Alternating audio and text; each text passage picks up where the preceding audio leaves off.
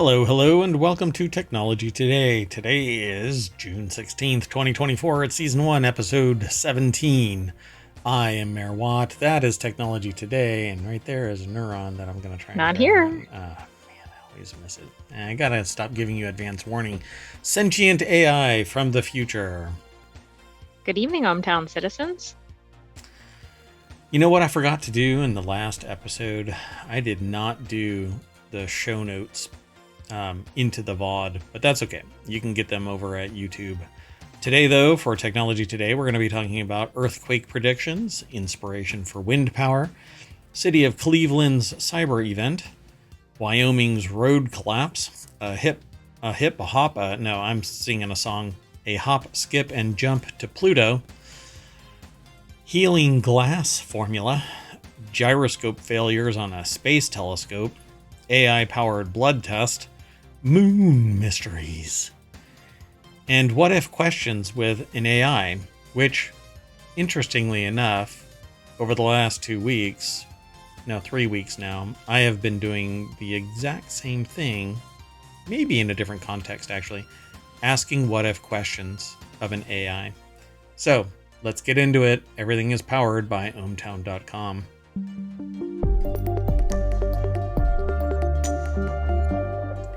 And I won't make this mistake again.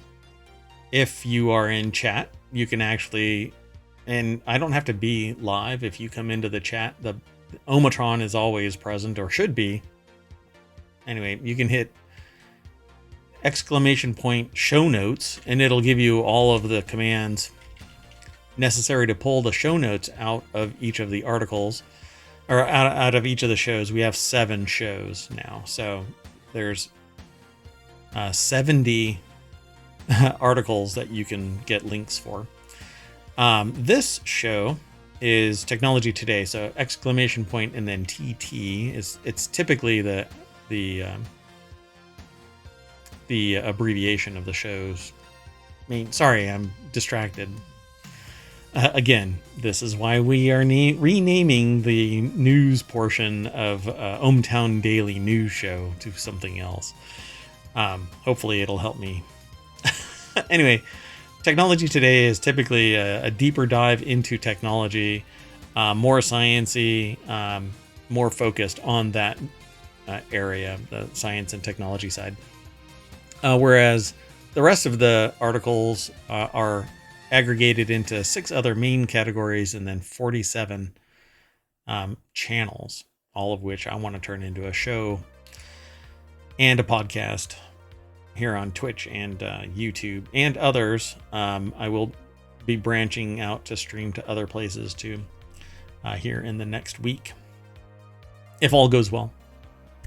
So anyway, if you want to get all of the podcasts, you can hit !pod into the chat, and that'll give you a link to the Apple podcast, where really, if you do a search wherever you catch pod, really, I like to get down verbally. Anyway, you can find us. The network will be called ohmTown, wherever you search. It is ohmTown. But ohmTown Daily News Show is going to change its name in the coming week, and all the rest of the shows will maintain what their current names are. So Wanted, Reality Hacker, Warcrafters, The Continuity Report, Technology Today, and For Will Tech. Dun, dun, dun. No, I'm not going to say what the name of the new... it's the ohmTown Daily News Show, but it's going to have a new brand. That's all. That wasn't why I gave a quizzical symbol. It was because Reality Hacker is the first show on Saturday, not Wanted. Oh, right. I know. It's just the way that the command... Okay. Sorry. Yeah. On Saturday, it's ohmTown Daily News Show, Reality Hacker, Wanted, and Warcrafters. And on Sunday, it's ohmTown Daily News Show, The Continuity Report, Technology Today, and 4-Wheel Tech. So less talk, more talk about the articles. I guess that works. I don't know. The first article for today is over in the Mobile channel, though. Earthquakes are among our deadliest disasters, and scientists are racing to get ahead of them. The real problem here is you need sensors. Go ahead. Were you going to say something? Well, right. I mean, do they even, number one, have sensitive enough sensors? Do they have the infrastructure deployed? There's a lot of fault lines around the world. Uh, were you referring to the failures of being able to predict earthquakes or actual physical fault lines because of plate tectonics? No, I meant like tectonic fault lines. Oh, okay. God. Yeah, I could have taken that in either direction. So anyway, yeah, there are a lot of fault lines, and there's a lot of fault to go around, I suppose, when buildings collapse. I'm trying to make light of a serious issue. Anyway, if you felt the ground starting to shake, would you know what you're supposed to do? You should. You might be more vulnerable to an earthquake than you realize. According to the U.S. Geological Survey, almost 75% of the U.S. population lives in an area that could experience a damaging earthquake. By the way, very topical because today there was a 6.2 earthquake outside of Peru. 6.2 is pretty big. Yeah. It is. So I just thought that was interesting timing with this show. I did not choose that based on this, but or choose this based on that. I didn't cause an earthquake, I promise. Umair Irfan. I didn't mean to insinuate that. Over at Vox.com, Umair Irfan put this article together. Japan's early warning system shows a few extra seconds can save scores of lives. So it says right now we get scarily little notice before the ground starts to tremble. Earthquakes create a potent threat even in places that are well prepared, and they've proven catastrophic in places that aren't. One of the deadliest disasters of the 21st century is the January 12th, 2010 7.0 magnitude earthquake in Haiti, which killed more than 220,000 people. Yeah, see, the thing is that in various locations you have building code and assessment observations. Violators are prosecuted. They aren't just lost to the four directions when something bad happens. Or there's no paperwork that allows for accountability over time and so on. True. You also have different levels of disaster response. You have different topography. I mean, Haiti is on an island. So if you have something that's a significant disaster, yeah, emergency not a services, lot of places you can go. Yeah, they have to be there. And it may not actually be possible even to activate because the event is so dramatic that the emergency services are shut down as well. So another is the magnitude 9.1 earthquake and ensuing tsunami in 2004 that claimed 230,000 lives. So the World Meteorological Organization observed that between 1970 and 2019, the number of disasters most related to weather increased fivefold, but deaths fell by 2/3. Even as climate change worsens, downpours, floods, fires, and heat waves, improvements in weather forecasting, longer lead times for warnings, more resilient infrastructure. My first taste of telemetry gathered from remote locations into one location was at a college that I would actually go to simply because I was interested in the subjects. And so I saw seismographs in a central area that I could just sit and I could watch these seismographs working away. And so I was really interested in plate tectonics, and I wrote a paper about it when I was a kid. And it's just really fascinating, and we've come to find out more and more. But what we need is the signal intelligence. We need to figure out what it is prior to the full breach of a fault line. So it says they go through a series of these things. So the challenge now is to deploy similar systems around the world They say in the intervening years, Taiwan upgraded its building codes, but also built an early warning network that scientists credited with keeping the recent casualty count down. So, United Nations is aiming to cover the whole world with disaster early warning systems by 2027, a $3.1 billion campaign. Not specifically tied to earthquakes, the warning systems are meant to raise the alarm for multiple hazards, whatever they might be. So why is it so hard to see an earthquake coming? Because the signal could be zero, and all there is stress build up in the plate. Well, that's true. And I guess depending on the distance below ground, etc. Yeah. Or if it's offshore. Yeah, and you don't necessarily know what the impact is going to be because, for instance, if there's something that's under the ocean, depending on how much mass is moved at any given time, you'll get a tsunami. Depending on the topography of the land around it, it'll be obliterated. It'll be like the tsunami will be mitigated by the topography. So the Earth's tectonic plates slowly jostle each other over millions of years, drifting, slipping, colliding. This is back to 7th grade geography. Why is it so hard to see the massive movements coming? It turns out that a wide span of timescales involved from millennia to moments make it hard to predict earthquakes in a useful way. There's usually signals. There are waves that are emanating from the fault line, and interpreting that is really an arcane science. I think AI would probably be amazingly appropriate to apply to the massive amount of data that's available. So it says first, absolutely. And I think that's what it should be used for. And this is the kind of stuff that I was watching. And every once in a while, very rare, somebody would actually come in and write something like this. But it was always fascinating. I would be excited to actually see like a little. I remember a blue pen being used to draw attention to some event that might have occurred. But as the needle moves, it's changing it's because a sensor changed. It's a gyroscope, and it sends a signal saying which direction and the magnitude of that movement. So it's really cool. I love this kind of stuff.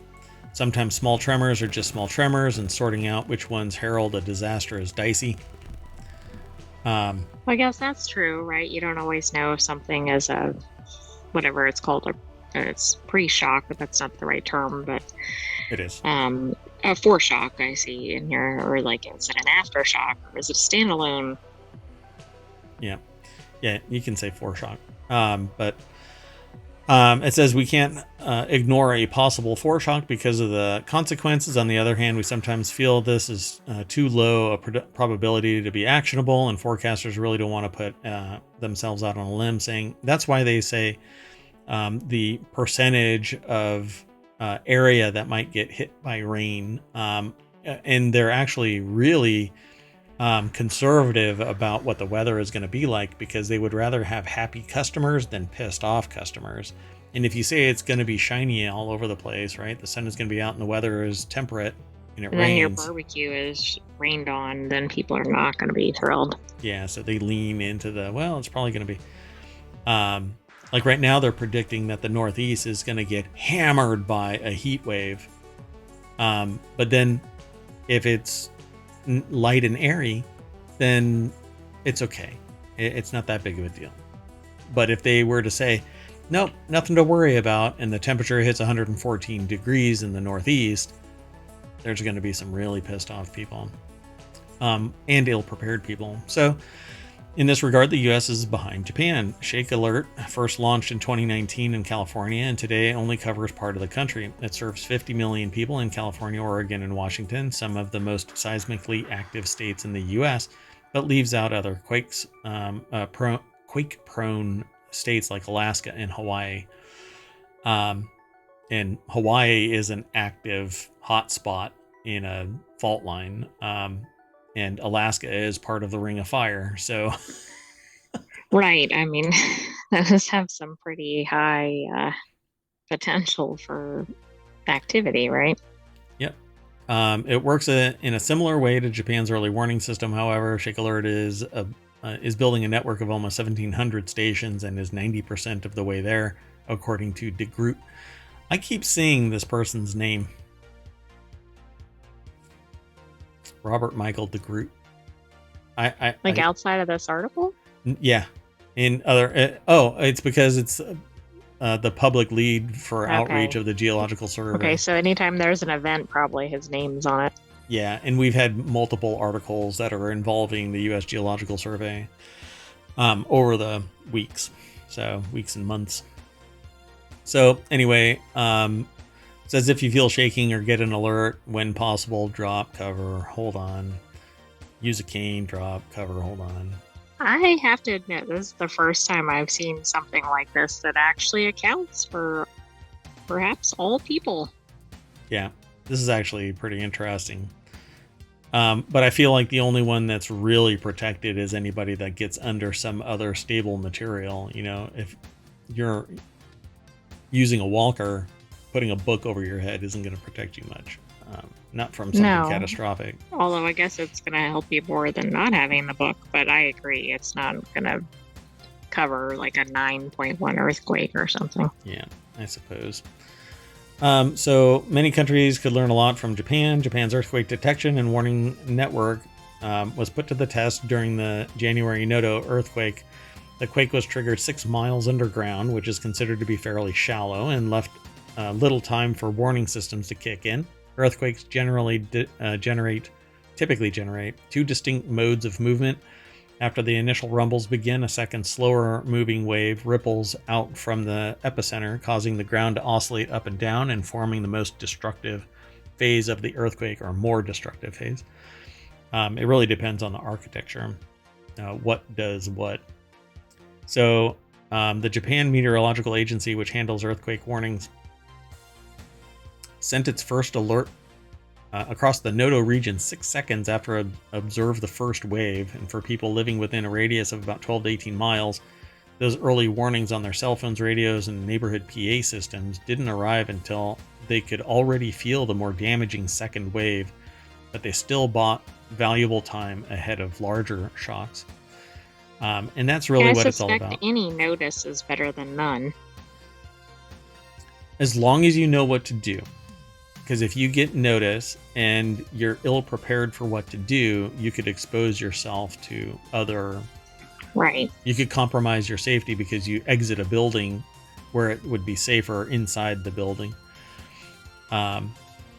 So they basically talk about being prepared and then this early warning system. You can be prepared all day long, but if you're not warned in time, then preparation doesn't really solve anything. And if you get warned, but you're not prepared, the warning doesn't really do much. That's true. Now, if you do have pets, they might actually provide an early warning system if you're tuned into your pet's normal pay attention. Behavior. Yeah. They stand up and look outside or run away and cower and they're inconsolable, there might be something going on because they actually pick up the waves. So let's keep going, though. The next article is over in Technology Today. World's heaviest soaring bird inspires wind power design.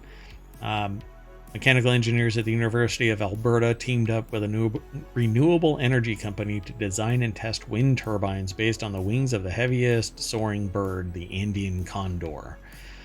That was my nickname in college. Which is capable of flying up to 240 kilometers in a single day without flapping its wings. And I was known as the person that could... I was full of hot air, so... Ah, I see. So you could then do that. Yes. So Jeff McMaster from University of Alberta put this article together for techexplore.com. So I guess based on the wings of the condor, they changed the way that the blades on wind power would turn the turbines. When placed at the tip of a turbine blade, the C-shaped winglet inspired by the condor reduces drag, potentially increasing the turbine's efficiency by up to 10% in optimal conditions, according to a study published in the journal Energy. I've actually seen other research on this topic. And so I've actually heard of something similar to this. It says we used to have airplanes with straight wings. Now we see them with tips curled. And there's a reason for that. The actual tip curl reduces the vortex. So if you didn't know that, now you do. It changes the air pressure, so you don't get this vortex, which actually increases drag. I didn't know that. Yeah, it essentially wasted energy. The winglet is what allows the 15-kilogram condor to stay aloft for so long, expending minimal energy. When they zoomed in on the edges of the wings, they had like little wings inside at the tip of the wings. There's another little wing. Is what I saw. Oh, it's like layers of wings, kind of. Yeah, but it's really tiny at the very leading edge of the wing. And so it says the curl, working with a company called Biome Renewables, which came up with the innovative design, Fleck and his team simulated the rotation of the turbine blades using computational fluid dynamics with promising results. By the way, there is an app on the Steam store right now called the Powder Toy, which does simulations like that. And it just interesting. It just popped up today, and I put it on my wish list right before reading this article. Yeah, that's odd timing. In that 15 I thought you were break. going to refer to Wingspan, the board game. Oh, goodness. Some people really love that. I don't know. I guess I got to get it so that we can play it. I mean, I know that you're going to have to use your Terminator body, and I can't allow you to do that, so you're not going to be able to play it, but those of us in the mayoral mansion will be able to. I'm sorry. And we'll delete this conversation, so you won't even know about it. Does that feel weird to know? Yes. That in 45 minutes, I'm going to delete it. Anyway. Quote, it's amazing how nature has evolved through millennia to come up with such optimal designs. It says, oh my goodness. Kashayar Raname Bahambari. I did it. A graduate research assistant and co-author on the study. Quote, it leaves a lot of room for inspiration. They have this epic wingspan, but they're... Man, it's like a demon almost like turkey. A pterodactyl or something. Yeah, it's like a demon turkey. It is neat, though, that they're actually looking at what works in nature. You know, It's like they've ignored it for so long, and now it seems like recently they're mimicking natural movements, and it's like, maybe we should have started this sooner. I mean, we don't know what we don't know until we figure it out.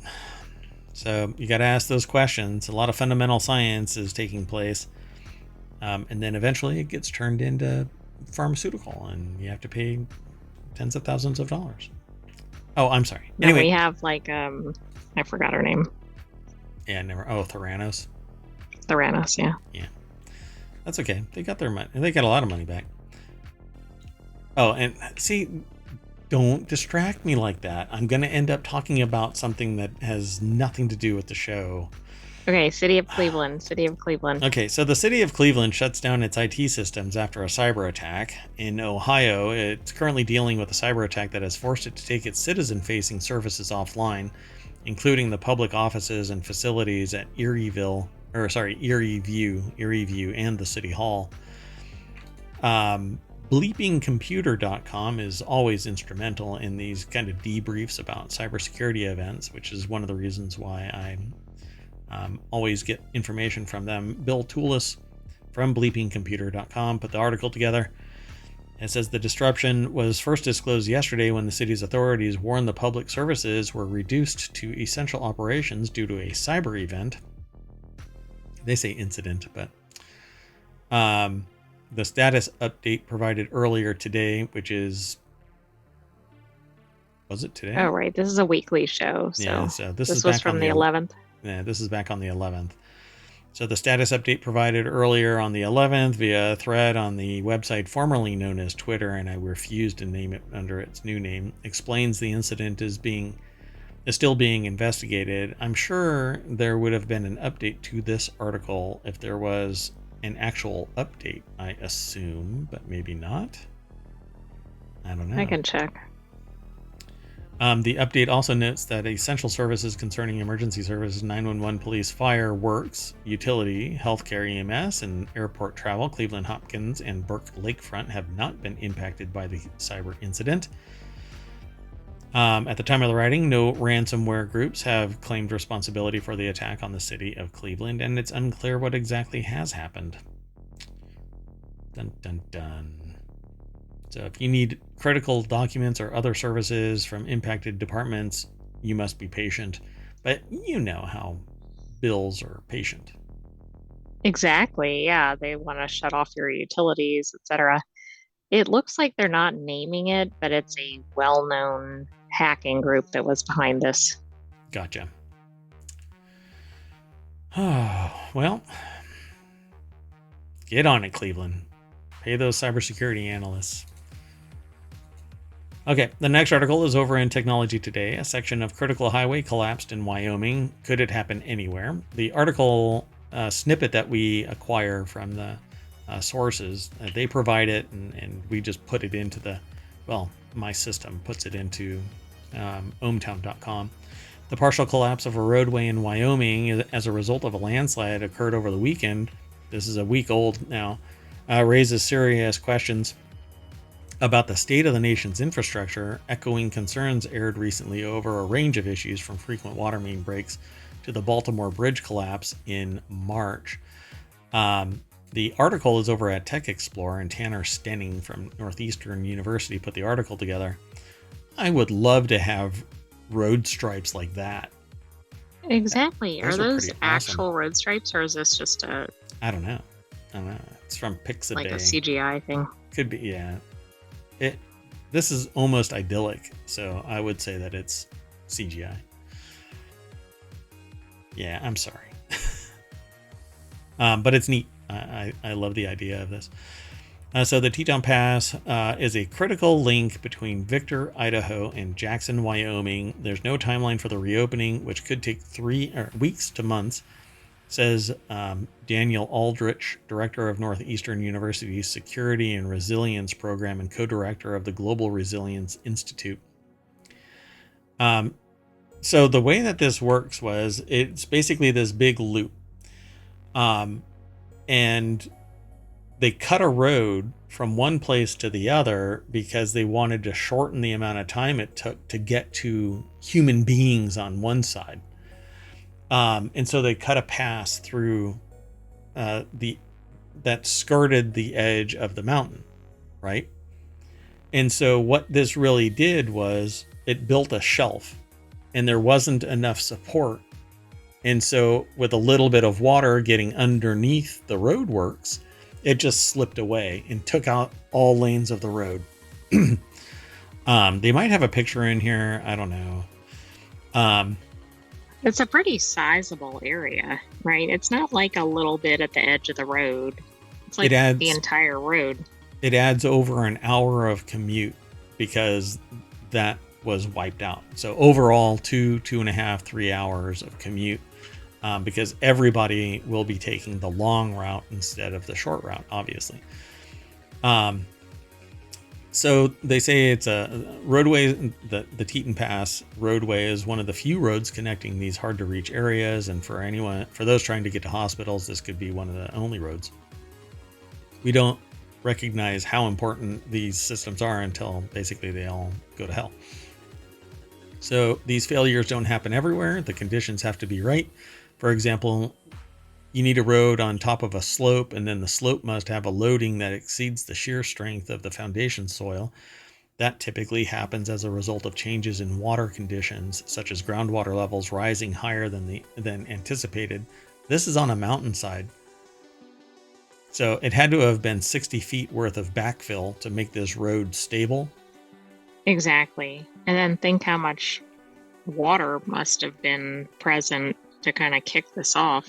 If that's what was that did it. It could have been just instability, normal subsidence or something. Correct. And I think that's more what it is. They basically, so the hill is, let's say it's a 45-degree hill, and they just tacked on a road on this. after filling up the portion. And you know how when you drop sand on a pile, it cascades down around it? So you keep on Yes, it doesn't piling just stuff. stay at the top. Yeah, and so you have to pack that stuff down or put support materials in. But what I saw was zero barriers holding it up. It's not like they, you know how in what's the show, The Money Pit? But The movie, The Money Pit? no. It's called The Money Pit. It's an island off of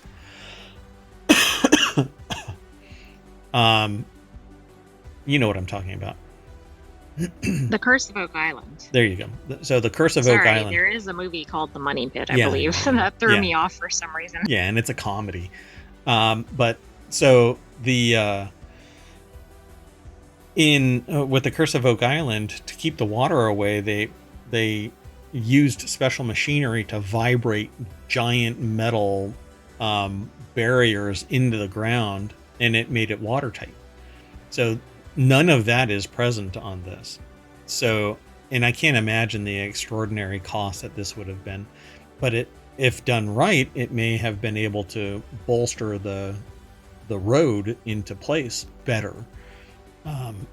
So whatever happened, all it was just hard packed dirt up against the mountainside and then a blacktop put on top of it.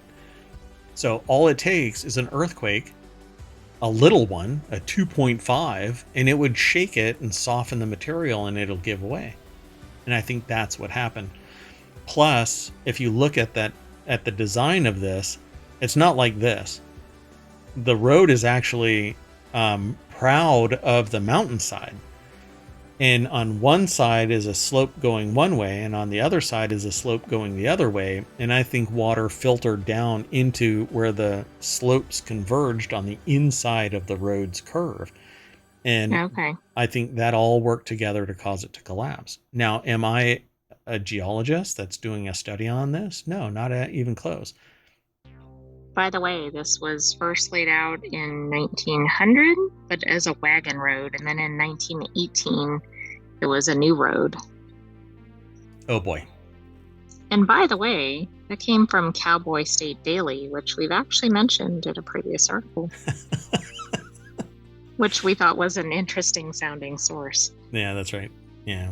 And we look at the value of all of the sources and then include them in our aggregation. So he says that elsewhere in the industrialized world, infrastructure is clearly a higher priority. In Europe, the Netherlands, Switzerland, Germany lead the way. In Asia, Japan and Singapore consistently outperform their neighbors. In the United States, it's, profits over the security of our infrastructure, apparently.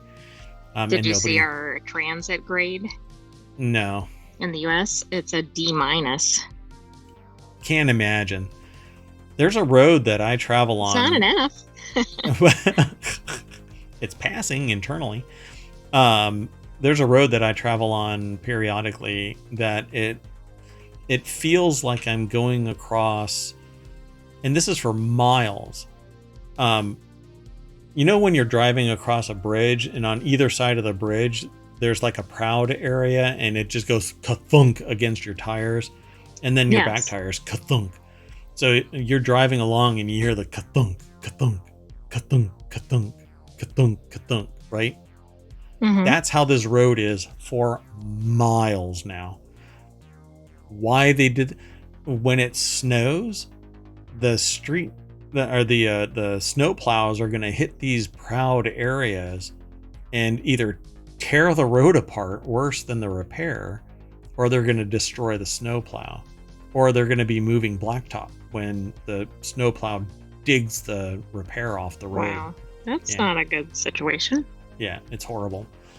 So it says the dollar cost to rebuild part of the highway or a collapsed bridge is one thing, and to be sure, it's never cheap, but Aldrich stresses that there are real social and economic costs, such as the costs associated with timely health care needs, from emergency services to delayed medical care. And these are the two things that I keep hearing about this particular instance. So they need to get it done. Otherwise... Well, depending on which side you are on, right? Yeah. Like, if you're from out of the area, maybe you have alternative routes, but not if you're in certain locales. This may be your only route through. Yeah, if you were to see the map, you would see just how extraordinary this failure is, because it's like halfway between the 2 points, and it's literally a But I big U. suspect there aren't really any other roads showing. No roads showing that go across. As far as I can tell, there are no roads that go all the way across. But maybe there are little minor roads, and one where you have to pack a mule. And okay, let's keep going though. The next article is over in the Marble Channel. Landing on Pluto may be a hop, skip, and jump away. There are plenty of crazy ideas for missions in the space exploration community. Some are just better funded than others. One of the early pathways to funding the crazy ideas is NASA's Institute for Advanced Concepts in 2017 and again in 2021. It funded a mission study of what the heck? No, what most space enthusiasts would consider only a modestly ambitious goal, but what those outside the community might consider outlandish: landing on Pluto. Okay, first of all, that sentence was a little bit unwieldy, Yeah, well, but I also liked the study name that you said, which was something like, what the heck? oh yeah, that's it. As I was reading the sentence, I was like, what the heck? So this article is over at phys.org. Andy Thomaswick put the article together. Universe Today. That's another resource that I think that we look at from time to time. So they're literally calling this thing a hop, skip, and a jump, I think. So a hop. I don't know what this is. Landing Are on they going to Pluto. use like lily pads or something? Yeah, this looks like a frog. The article's title is Landing on Pluto May Only Be a Hop, Skip, and Jump Away. So two major questions stand out about the mission design. How would a probe arriving at Pluto slow down, and what kind of lander would be useful on Pluto itself? The answer to the first one is becoming increasingly common on planetary exploration missions, aerobraking. And Pluto has an atmosphere, albeit sparse, as confirmed by the New Horizons mission that whizzed past in 2015. One advantage of the minor planet, is it still a minor planet? What do they call it? Is it a planet still? It's no longer a planet. I think it's like an exoplanet, but it's Or not a planet. or a planetoid or something like that. What does it qualify as? Okay, I'm gonna do it live.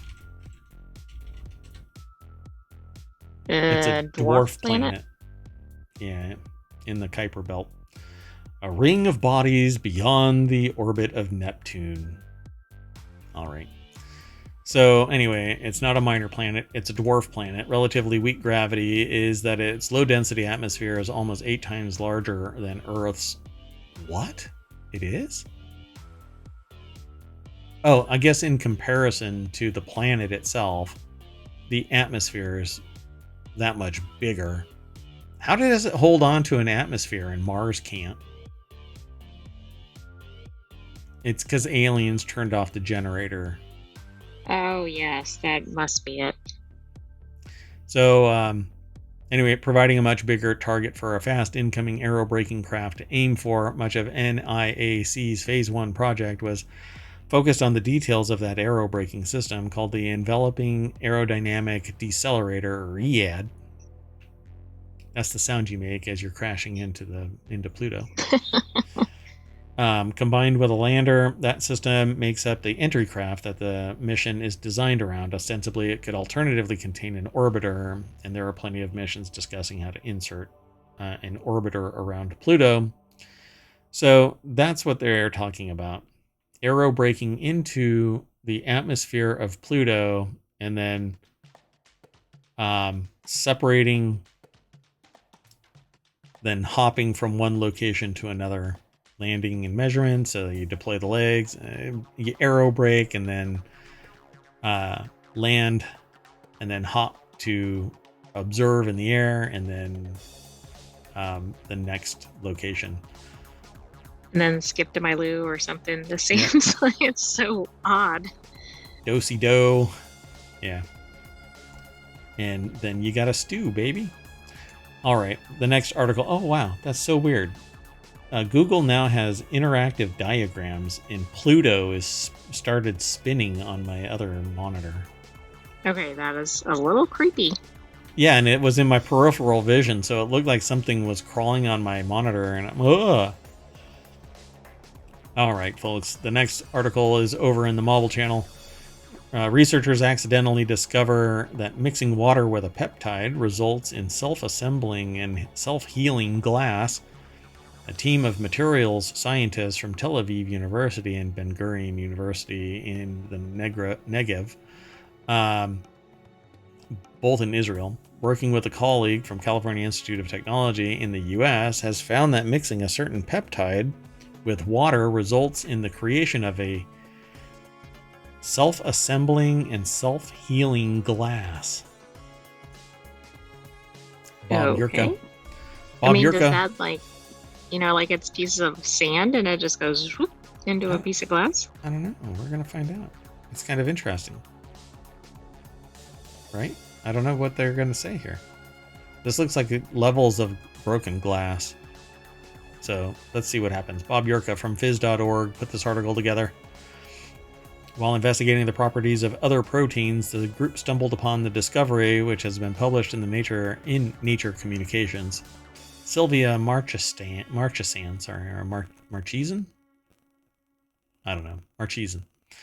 with the University of Trieste in Italy, has published a news and views piece in the same journal issue outlining the newly found glass and possible uses for it. They were investigating the possibility of using short peptides as stand-ins for conventional components of complex macromolecules, as one does. Absolutely. I mean, that's the only way to deal with those. True. As part of that effort, they worked with a dipeptide molecule that consisted of two polyphenylene residues, when they discovered that mixing it with nothing but water led to the creation of a self-assembling type of supramolecule amorphous glass, as the water evaporated at room temperature. That's kind of interesting. What was most surprising about the discovery was that peptide self-assembly in the past has typically led to the creation of materials with a crystalline structure, something that would not be transparent and thus not even close to glass, but in this particular case. The researchers began investigating its properties, and they found that in addition to automatically building itself, the glass was both self-healing and adhesive, so sticky, unbroken, transparent glass, despite being highly rigid. What is this stuff? Don't you feel like this is like the creation of the next supervillain? Yes. Some kind of Spawn thing. The researchers found that it was as transparent as traditional glass, and further investigation showed that the glass could be used to make glass panes and coatings to create hydrophilic surfaces. They also found that it could be used to make things that require precision, such as optical lenses, and could be used for a wide range of magnification purposes. So it can create these little domes. What do they call them? Cabochons? Oh, right. Of varying angles. So lenses and stuff. Yeah. Interesting. It says it doesn't require a lot of energy to produce, as is typical with most glasses now in commercial use. Well, Luxottica is going to buy them, and that's the end. Exactly. They're going to win the glasses wars. Oh, yeah. And then we're going to be eating Taco Bell through, I don't know, these weird protein glasses. Oh, peptide glasses, not protein glasses. All right. Did you want to keep talking about this? Because the article doesn't really, it says cracking and self-healing. I don't know what else to say about it. It seems like a significant discovery. See, I'm really curious about the physical qualities of this. They make it sound like it's just as good as glass, but you know, I can thump glass with my finger. Is this stuff gonna break? And what is the size of these things? I'm really curious about that. Well, that's the other thing. Can it scale? Like they can use very large sheets of glass, particularly in industrial applications. Oh, interesting. Yeah, so they're actually showing the glass healing itself as it dries, from being a cracked nightmare to what it is. And they showed in this video. So what's the structural integrity of that? Yeah. They showed earlier a little sphere of it that could magnify the text that they had little microprint, and then they scrolled it across the text, and it popped out the letters. That's really cool. So yeah, but it self-assembles and is transparent, so that's pretty fascinating. All right, let's keep going though. The next article, this one could be quick. Technology Today is where it's housed. Gyroscope failures forced NASA to change how it points Hubble Space Telescope. If you've ever played a game where your joystick goes wonky and you have to push, or you have your settings wrong and you have to push down for up and at a 45-degree angle to go straight. That could complicate your gaming. Yeah, once you figure it out, though, it's all good. Well, NASA apparently is doing that with the Hubble, a single gyro mode to address ongoing issues with one of its other gyroscopes. This adjustment is aimed at prolonging Hubble's viability, I suppose. The article's over at scitechdaily.com. Articles written by NASA. So yeah, despite expected minor limitations in tracking and slewing capabilities. Not sure what that one is. I haven't heard that word.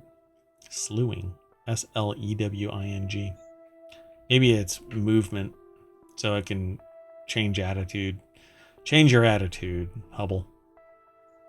That was often said. It means to turn or slide violently or uncontrollably in a particular direction. Wow, the Hubble slides. Yeah, so based on basically turning, I'm assuming they're using it in a slightly less exaggerated aggressive way. manner. Yeah. While the telescope went into safe mode on May 24th, where it now remains until work is complete, this change will enable Hubble to continue exploring the secrets of the universe through this decade and into the next, with the majority of its observations unaffected. So, of the 6 gyros currently on the spacecraft, 3 remain active. They measure the telescope's slew rates and are part of the system that determines controls the direction the telescope is pointed. Over the past 6 months, one particular gyro has increasingly returned faulty readings, causing the spacecraft to enter safe mode multiple times. You bastard, get your act together. Oh, sorry. This one gyro, I'm going to refer to it as John. John is experiencing saturation, where it indicates the maximum slew rate value possible, regardless of how quickly the spacecraft is slewing. So, slew hard, Hubble. I mean, what is it doing? Why aren't the other ones doing it? I don't know. I guess it's the pier, and the other 2 are resisting peer pressure. There's 6 altogether. 5 of them are either shut down or not working. 2 are working as expected, and this 3rd one, John, you bastard. I don't know. We keep having a conversation, but I'm going to put it on a performance improvement plan. It's still slewing or whatever. I'm going to pip that gyro. Anyway, to return to a consistent science operation, NASA is transitioning the spacecraft to a new operational mode it had long considered. Hubble will operate with only 1 gyro. And 1 gyro, depending on the size of it, isn't very filling. So, anyway, it'll keep the other gyro for future use. Hopefully it'll work when it's reactivated. Spacecraft had 6 gyros installed during the 5th and final space shuttle servicing mission in 2009. We do know that there's a billionaire that's willing to fly up there and swap those gyros out as long as they're allowed to do the spacewalk. We did an article about it. I see. Well, we did a show that included I think we did. discussion about Yeah. it. Anyway, so yeah, Hubble is kind of falling apart. Thankfully, James Webb is out there. I wonder if they're talking to each other and James is like, you're going down. And when I say going James down, is like your second class. when you go down, look down, look down. Hey, Hubble, look down. And the Hubble looks down at Earth and goes, oh no. Right, that's causing the gyroscope problems. Yeah. Hubble is stressed. You're getting old, Hubble. Believe me, we all get there. Let's keep going. AI-powered blood test, a life-saving leap in early cancer detection. Researchers have developed an AI method that significantly improves the detection of tumor DNA in blood, enhancing early cancer detection and monitoring. I'm very interested in this. I don't know exactly what it is that they're doing. Weill Cornell Medicine is the source of this article, but it's published at scitechdaily.com. And it says a new AI-powered method has demonstrated a breakthrough in detecting tumor DNA from blood tests, showing high sensitivity and accuracy. This technology, known as MRD Edge, could revolutionize the early detection and monitoring of cancer, including lung, breast, colorectal cancers, and precancerous conditions. It offers a promising advancement over traditional methods by identifying cancer recurrence months or even years earlier. Researchers have developed an AI method that significantly improves the detection of tumor DNA in blood.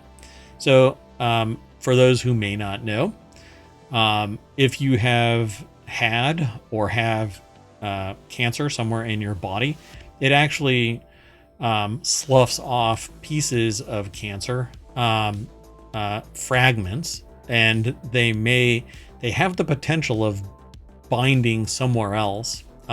And typically there's a chemical process that stops them from fully activating and then like growing into a mass.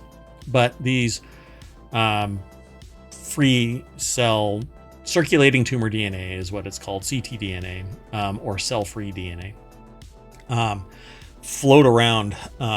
And I recently saw something that was on Reddit about something that was coated with an enzyme and it destroyed the cell, the cancer cell, but the fragments still floated around. And somebody had asked the question, could those fragments bond somewhere else? And the person said, no, it's been destroyed. A person said, no, it's been destroyed. Oh, I see. But not like somebody with authority. Yeah, and it was just too absolutist for me. I didn't log in and say no. Because I'm not a medical professional. So I can't give medical advice, just like I'm not an attorney. I can't give legal advice. But there's a lot of research papers and discussions that professionals have had and that I've had with those professionals. Cancer is not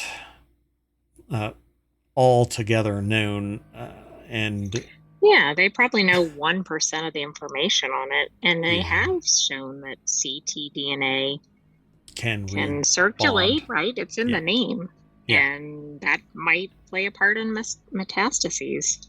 Yes. And so this breakthrough study was led by scientists at Weill Cornell Medicine, New York Presbyterian, the New York Genome Center, and Memorial Sloan Kettering Cancer Center. In the study, which appeared in the June 14th Nature Medicine, the researchers showed that they could train a machine learning model, a type of AI, to detect circulating tumor DNA, ctDNA, based on DNA sequencing data from patient blood tests with very high sensitivity and accuracy. They made successful demonstrations of the technology in patients with lung cancer, melanoma, breast cancer, colorectal cancer, and precancerous colorectal polyps. We were able to achieve a remarkable signal-to-noise enhancement, and this enabled us, for example, to detect cancer recurrence months or even years before standard clinical methods did so.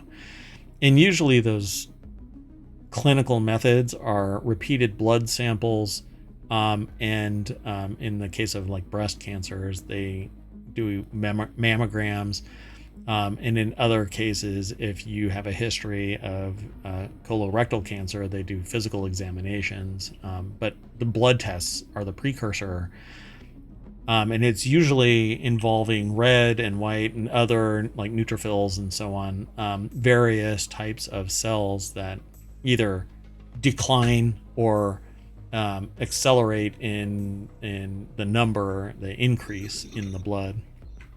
True. A lot of cancers, though, depending on their progression or the type, don't show up on blood tests. And so it says advancements in liquid biopsy technology.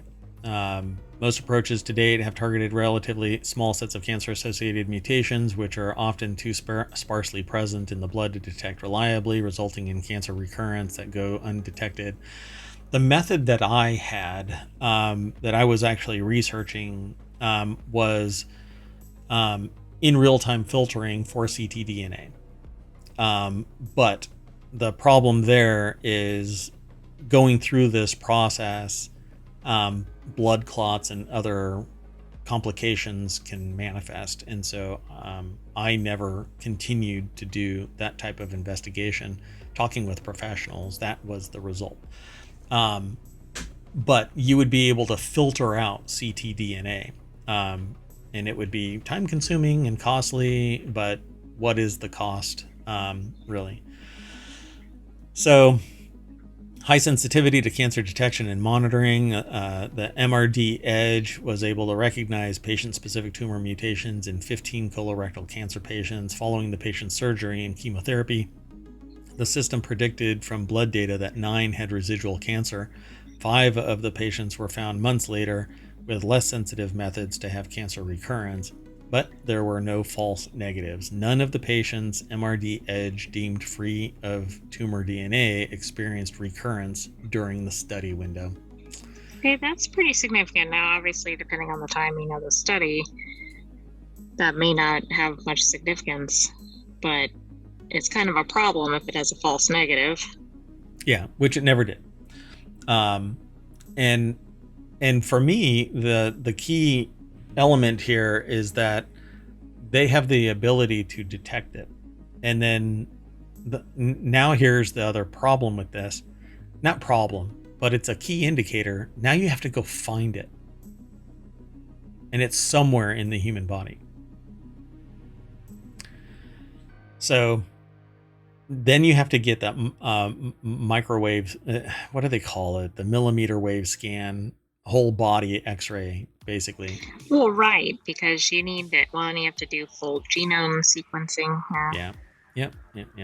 So it gets complicated and costly and time consuming, but again, we're talking about a life here. So I hope that I'm excited about this, and I hope that they're actually deploying this. But I hadn't heard about this. So again, we'll have to do some research and look into this. All right, folks, let's keep going. We've got 2 more articles. The next article is over in Technology Today. Double Moon Mystery. NASA's Lucy unravels Dinky's secret. NASA's Lucy spacecraft uncovered that the asteroid Dikenish, known as Dinky, is orbited by a satellite. Okay, now, cool. Do they really need to call it Dinky? How emasculating! Kind of undermining it. Yeah, how emasculating. If it is, if you can put a gender on an asteroid. It's orbited by a satellite composed of 2 fused moons, collectively known as something. We'll see what it is on the other side here. University of Maryland is where this is housed. SciTechDaily.com is the source. So University of Maryland is who wrote this article. But the image shows the moonrise of the satellite Salem, as it emerges from behind asteroid Dikenish. As seen by the Lucy Long-Range Reconnaissance Imager, one of the most detailed images returned by NASA's Lucy spacecraft during its flyby of the asteroid binary. The image has been sharpened and processed to enhance contrast. Just take note of this, though. This is taken in the dead of night in space. Essentially by a tiny little dart being thrown out there. Right. I mean, this is really incredible. This is also like the coverage from The one of dark the one. Mars rovers, Yeah. right? I Oh mean, it yeah, was yeah, like we were right there with it. yeah. The panoramic pictures, high resolution. You could. It was amazing. So, known as Dinky, was not alone in space. A satellite asteroid, which the team named Salem was, or Selim, sorry, it's Selim, was orbiting Dinky. As Lucy sent more data back to Earth, the researchers discovered something surprising. Selim was not just one moon, but it was a contact binary, or two moons melded together.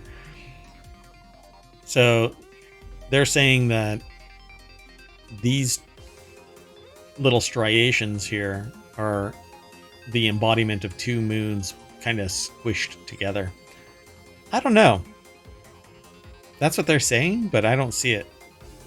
Um, you know, I just see just debris, but I guess that's why they're the Yeah, ones with I don't the. see it either. But They're the experts. The team theorized that Dinky's fast-spinning motion, boosted by the uneven reflection of sunlight off the asteroid's surface, caused it to shed and eject rocky debris into orbit. Some of the debris could have aggregated to form Selim, while another portion of the fragments rained back down on Dinky as boulders and created the ridges photographed by the Lucy spacecraft. Yeah, I mean, they're making it sound like there's two of them together, but I don't see two together. I just see these ridges and valleys. I don't know.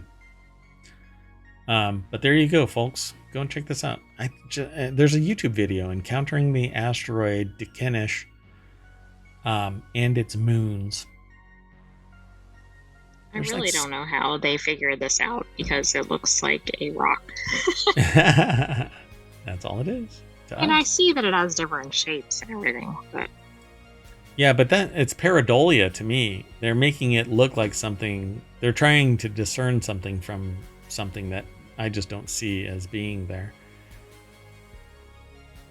I don't know what would have caused that stripe, though, or that stripe, because if it's two different ones, why are they bisecting each other? Am I reading that entirely wrong? That doesn't make any sense. Like, why doesn't it look like a bud? The yellow and rose dots indicate the trough and ridge features, respectively. These images have been sharpened. Okay, so, but did I miss how? Like, they're talking about this having ridges and all. Oh, there we go. Panel D shows a side view of Dikenish and its satellite Selim taken a few moments after closest approach, but that looks like two right there. Yeah, it does.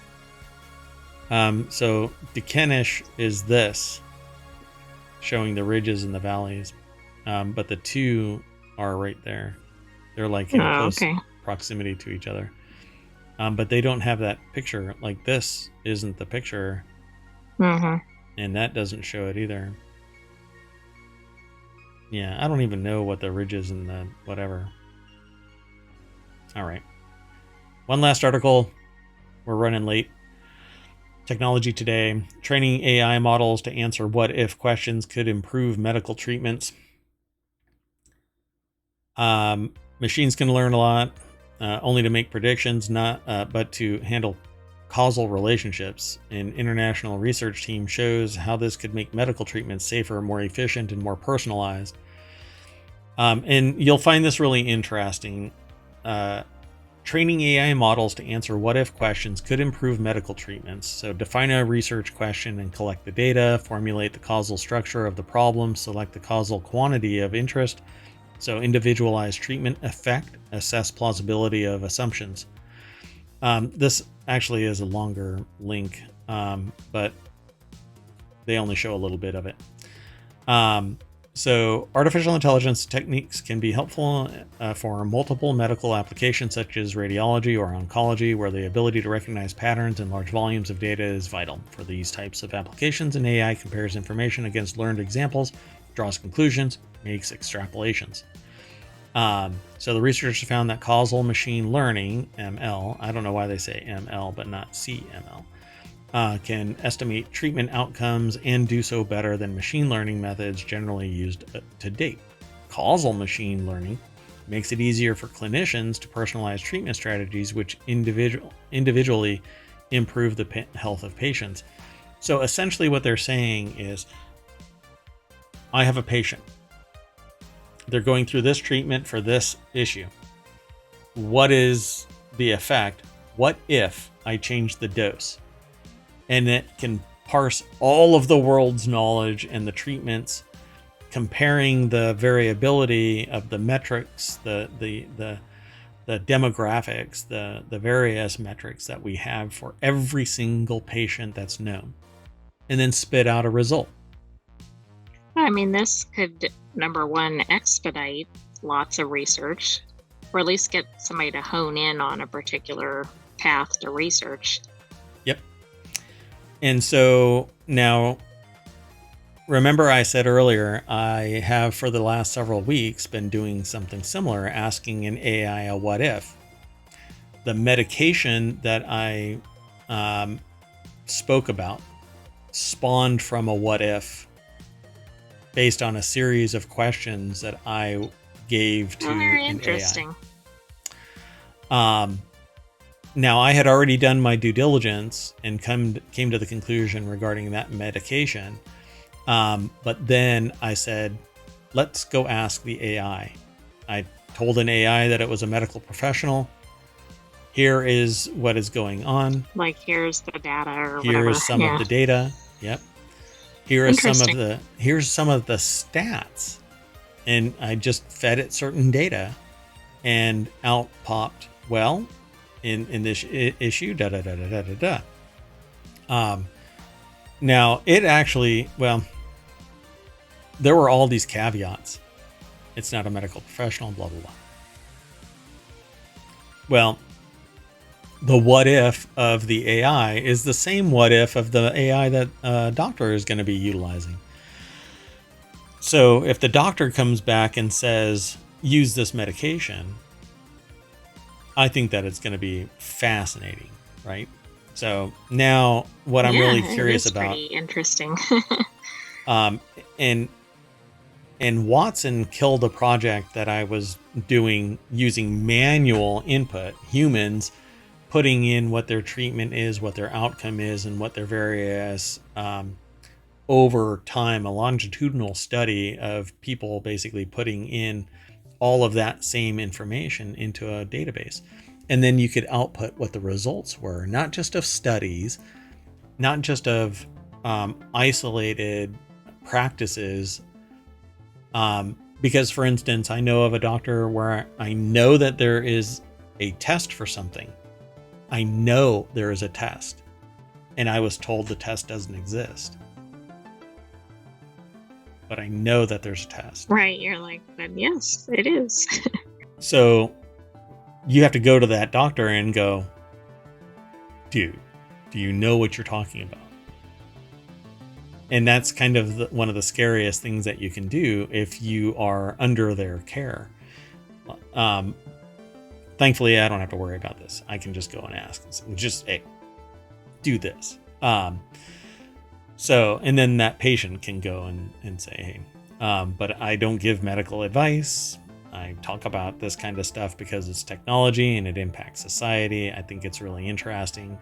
AI has the potential to provide guidance. As long as it's vetted by a medical expert, I have no qualms about it, because there might be some minutia that, like a little pocket of information that doctor knows. Nowadays, I'm getting less and less. I'm getting less and less confident that pocket exists. But for sure, AI is the solution to all of these issues about people not having knowledge of medications and treatments and viability, long-term prognosis, etc. Yeah. By the way, this is the last article for tonight, for Technology Today. The software we need for causal ML methods in medicine doesn't exist out of the box. Rather complex modeling of the respective problem is required, involving close collaboration between AI experts and doctors. So let's gatekeep that. We're way beyond this. There are people that are using open source AI, and it's getting superior to what OpenAI's 4.0, as in O, the letter O, not 4.0, has done. And people are starting to talk about that. But hot on the heels of that revelation is OpenAI 5, ChatGPT 5. At some point, we're going to hear that artificial general intelligence is now AGI exists. And you'll have, as long as you have valid, robust data, you'll get undeniable evidence, like solutions, options, treatments, etc., that go way beyond what a human would be able to come up with, including fundamental research and other solutions. I'm just waiting for that moment. I guarantee you. I think we're pretty close to it. I guarantee you nobody poor is going to get access to it. Yeah, and the other problem is, like, the various communities haven't caught up to the possibility of deploying this. Right. Yeah. So, like, even if there's a solution, is a doctor going to be authorized to do something for a patient, for example? Oh yeah, the insurance company is going to say no. Our AI says that the actuarial table is wrong, and that person isn't going to be worth as much money making their payments. We should just let them die. Oh, and you know what's really interesting is the movie Looper, where a criminal organization got hold of the time machine and uses it for criminal acts. That's how I feel like AGI is going to be. Artificial general intelligence is going to be held back so that the people that have it have the ability to utilize it in such a way to benefit themselves at a much greater rate than. And you see that with humans. Why wouldn't you see that with the artificial intelligence being exploited by humans? You know, people in power abuse their power. Resource. Yeah. Gotta stop talking at the same time. Just got word for word the exact same thing. All right, folks. Well, we're running late today. It is 9:30. We are going to what if our way all the way back to Technology Today's front page. What if we go back to Technology Today and then mash that button? What if we get more articles that we can talk about over the next week? That's a guarantee.